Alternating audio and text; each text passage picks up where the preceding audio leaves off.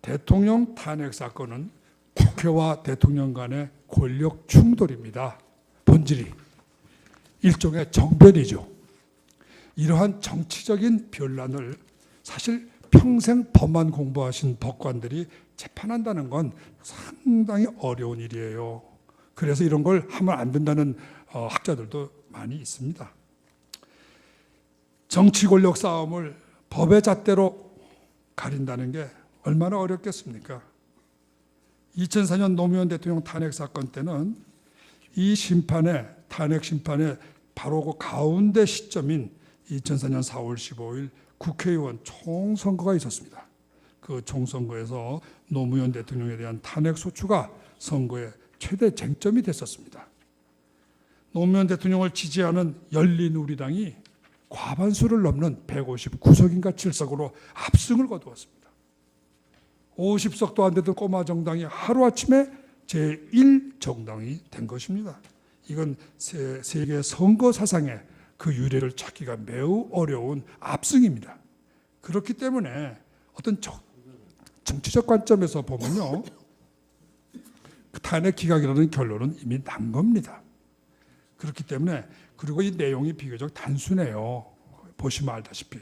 그래서 이 대통령의 공개 발언이 공직선거법 위반이라고 하는 비교적 가벼운 내용이었습니다. 그래서 탄핵 기각이라는 판결은 대단히 쉬웠고, 언론도 당시에는 굉장히 양측의 균형을 맞추고 있었습니다. 그렇기 때문에 헌법재판소는 중대성 위법이다, 이런 이론으로 타협적인 판결을 내려서 여야 양측으로부터 또 국민 모두로부터 환영받는 그런 판결을 내렸던 것입니다. 그런데 이번 탄핵 사건은요, 굉장히 성격이 틀립니다. 우선 내용이 13개 항의 복잡한 내용이에요. 그리고 다 굉장히 감정적이에요. 감정적인 내용들입니다. 770여 원의 뇌물죄 성립 여부, 또 세월호 사건의 7시간 행정 문제, 이렇게 대단히 감정적인 그러한 그 요소가 있습니다. 그 내용이 심각해요.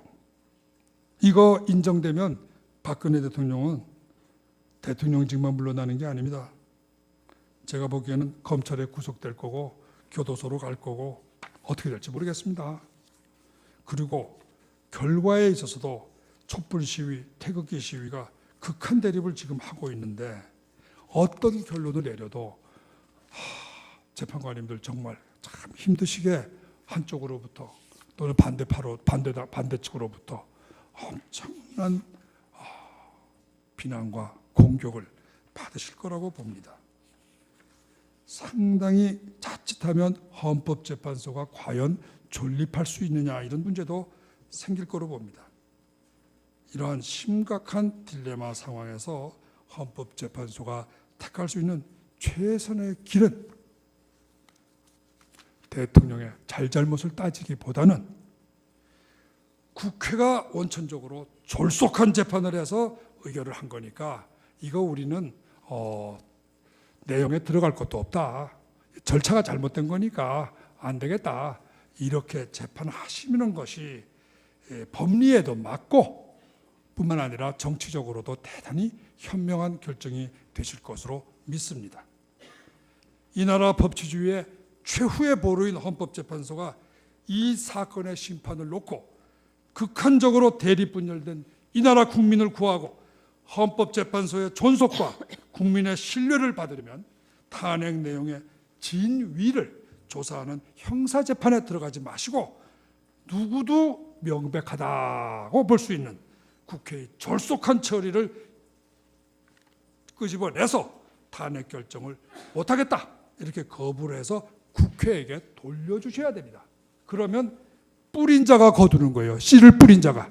원천적으로 잘못한 사람이 책임져야 됩니다. 결자 해지입니다. 이렇게 한 국민 상식에 부합하기 때문에 어떤 국민도 여기에 대해서 이론을 할 국민이 없습니다. 촛불도 이론을 할 수 없어요.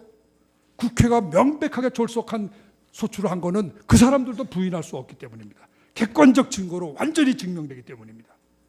태극기 집회는 결과가 마음에 드니까 무조건 찬성일 거예요. 자, 그러면 우리 헌법재판소 재판관님 8분들은 국민의 영웅이 되십니다. 2004년도에 윤영철 재판소장님께서 개인적으로 저한테 해주신 말씀이에요. 오늘날 우리 헌법재판소가 생긴 지 불과 30년도 안 됐는데 대한민국 국민들 모두로부터 신뢰와 존경을 받고 전 세계인들로부터 위대한 민주주의의 수호자다, 이렇게 존경받는 이유가 무엇이겠습니까? 잘 생각해 보세요. 노무현 대통령 탄핵심판 사건이 그야말로 솔로몬의 지혜를 발휘한 명판결이었기 때문입니다. 지금 여기 헌법재판관님 8분께 제가 진심으로 호소합니다. 이러한 상황에서, 이 역사적인 상황에서 제발 정치 소용돌이에 휘말리지 마시고 누구나 봐도 분명히 누구도 거부할 수 없는 국회의 졸속한 탄핵 처리에 대해서 엄중하게 심판을 내려주십시오.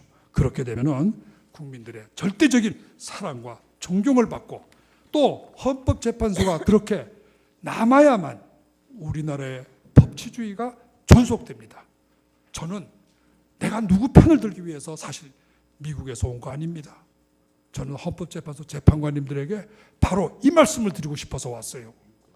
재판관님들, 우리나라 법치주의를 위해서 또 이 나라 국민들을 위해서 제발 부탁드립니다.